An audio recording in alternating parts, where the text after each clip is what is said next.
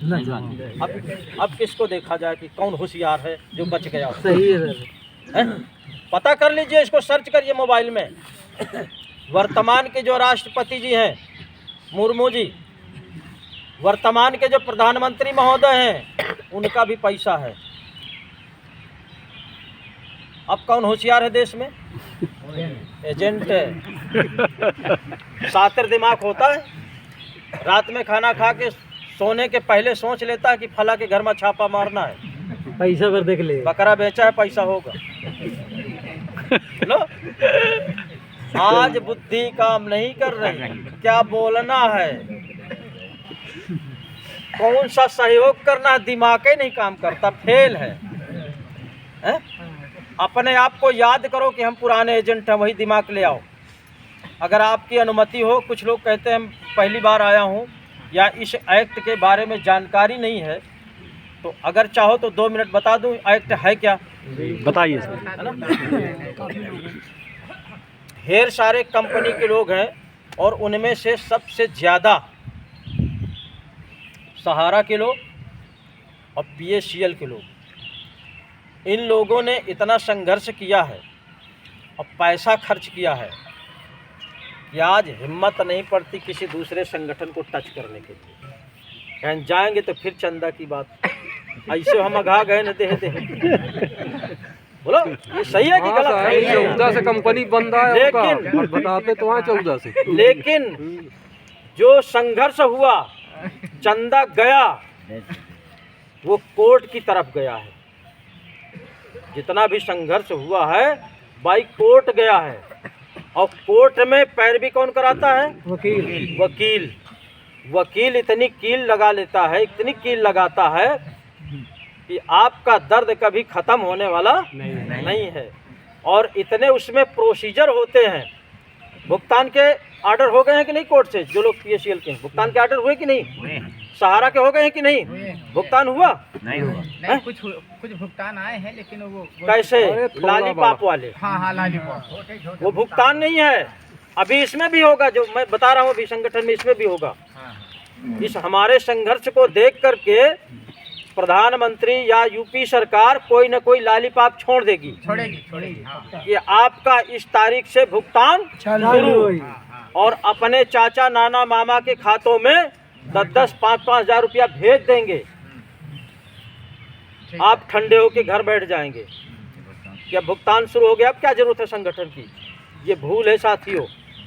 जब तक हमारा भुगतान इस कानून के तहत शुरू ना हो जाए, तब तक हमको संघर्ष बंद करने की आवश्यकता नहीं है। क्योंकि ये कानून कहता क्या है, मैं आपको 2 मिनट में बारीकी से बता दूं। बर्ड्स एक्ट 2019 पढ़ तो लेते हैं सब लोग। हमने कहा था उसको निकाल लीजिए और विधिवत उसको सर्च करिए, पढ़िए पूरा।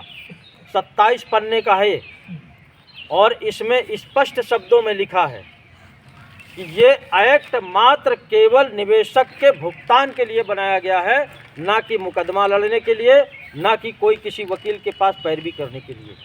ये कानून कहता है।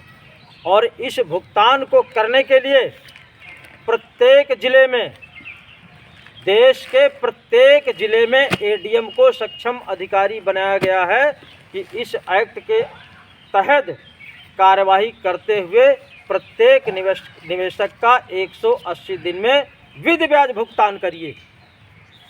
किसी कंपनी का मुकदमा कहाँ चलता है? हाई कोर्ट में है, सुप्रीम कोर्ट में है, सेबी में है, कहाँ है? इससे इस एक्ट का कोई संबंध नहीं है। अगर आपको आज भी कोई कंपनी वाला, तमाम संगठन भी चलते हैं, सहारा का एक अभयदेव शुक्ला जो संगठन चलाता है, उसको तो मैं महाठग कहता हूँ, दलाल कहता हूँ, राजनीतिक व्यक्ति है। आने वाले समय में उसको राज्यसभा बनना है।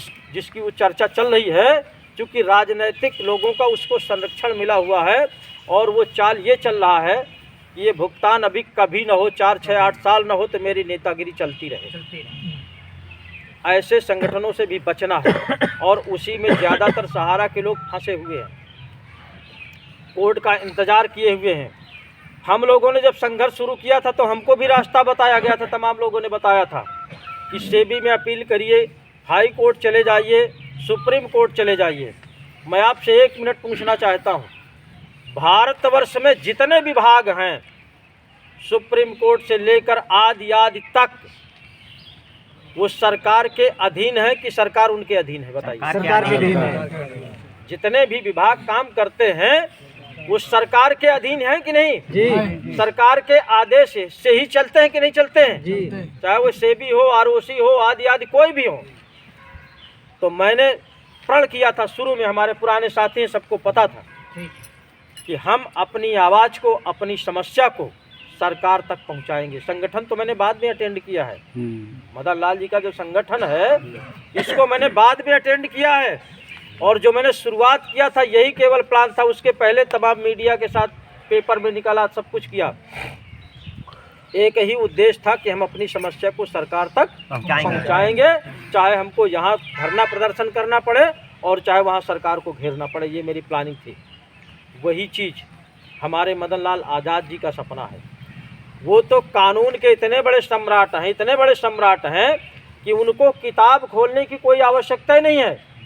इतना विद्वान व्यक्ति है कानून का, कहीं से कोई प्रश्न आप कर लीजिए, किसी भी एक्ट के बारे में कर लीजिए, उसको किताब देखने की आवश्यकता नहीं है, देन एंड देयर आपको जवाब दे देगा तुरंत। इतना उसको अनुभव है। ऐसे महान पुरुष को आप जोरदार तालियों से स्वागत करें।